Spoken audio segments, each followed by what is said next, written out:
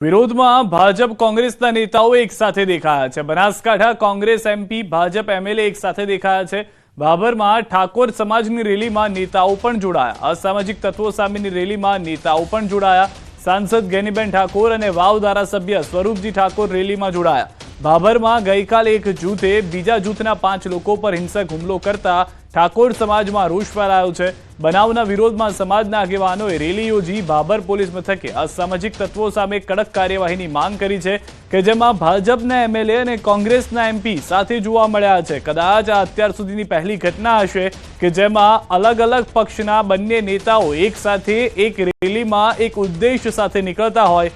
સ્વરૂપજી કે જેઓ હાલમાં જ ધારાસભ્ય તરીકે ચૂંટાઈને આવ્યા અને ગેનીબેન કે જેઓ જાયન્ટ કિલર તરીકે ઓળખાઈ રહ્યા છે, ઠાકોર સમાજમાંથી બંને એક સાથે રેલીમાં જોડાયા હતા।